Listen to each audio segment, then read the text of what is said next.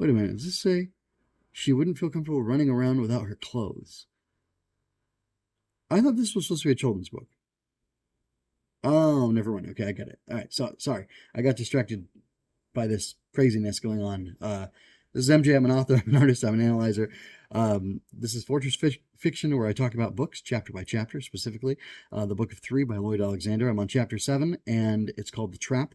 In this chapter, Elanwy and Tarn are trapped in the tunnels, sort of, or they go from one tunnel to being trapped in another tunnel, and a lot of interesting stuff happens, including Elanwy offering to take off her dress, and I'm assuming she has an underdress, tear it up and plait it into a rope, and even cut off her hair and plait that into a rope if she had scissors or shears to do it with, and make a rope for Taran to escape from the pit that he's fallen into. Turns out the pit is a tunnel. They're in a system of tunnels in Spiral Castle, which is being held and controlled by her evil sorceress aunt, Achren.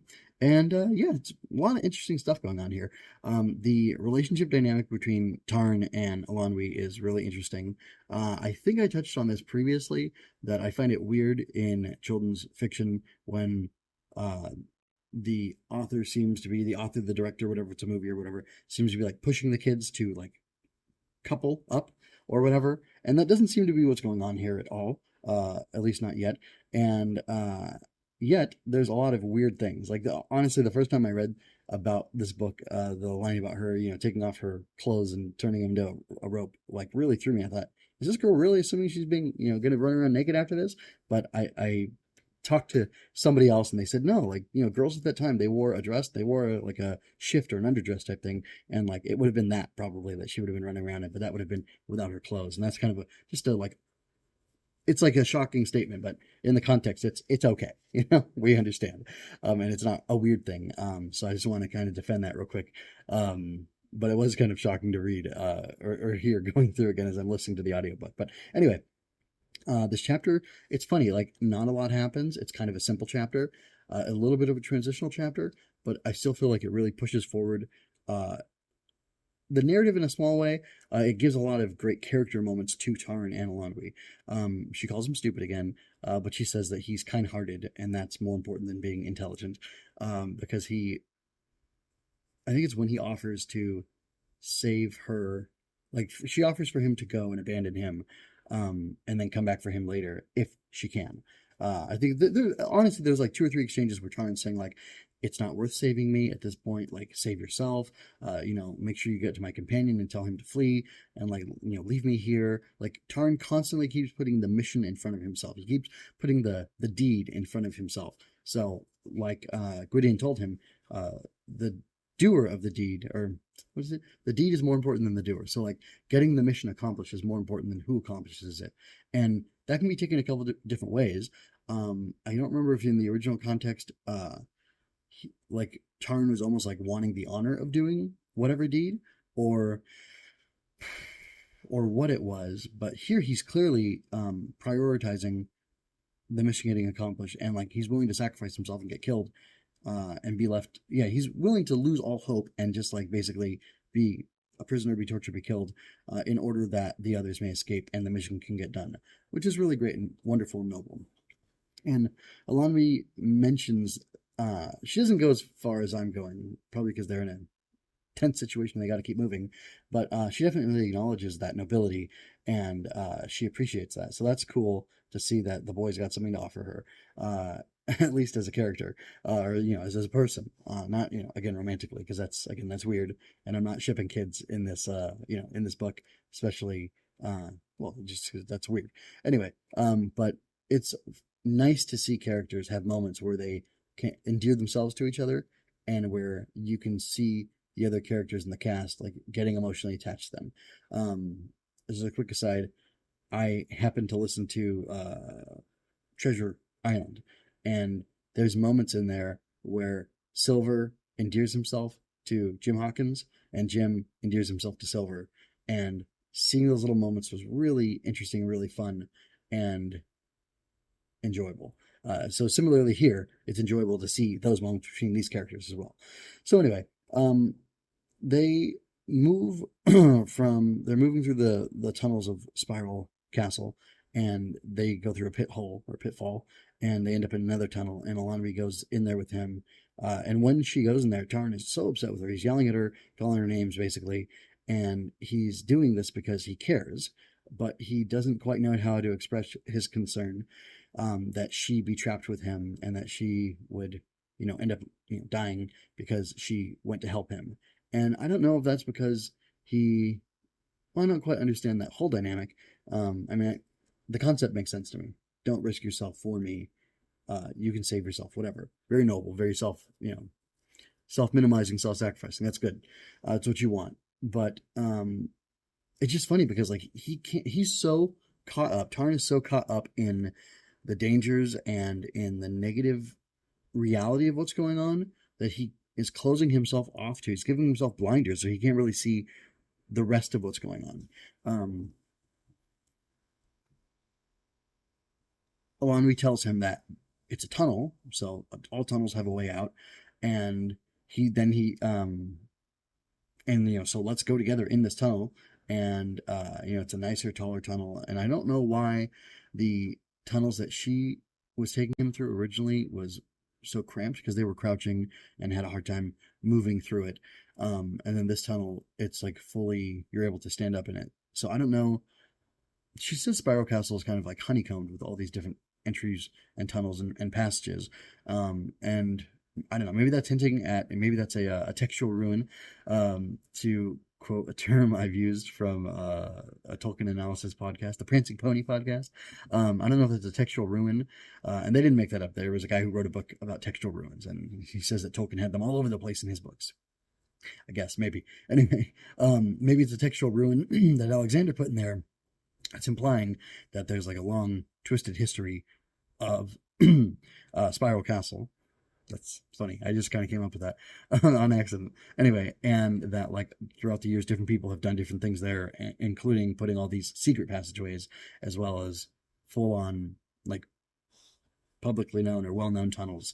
And I guess they've stumbled into one of these good tunnels from a so-so tunnel, and that's kind of interesting. So plot wise, like I said, not a lot happens here, but you get a lot of character moments. So like in the beginning of the chapter when Alonvi finally comes back for him after he thinks she's abandoned him, and after she thinks he thinks she's betrayed him and all this stuff, and he's just like having his own reality going on in his head, not really knowing or acknowledging like what other people are actually doing. She's gotten Melangar and his companion out, which is great, and they're hiding in the forest.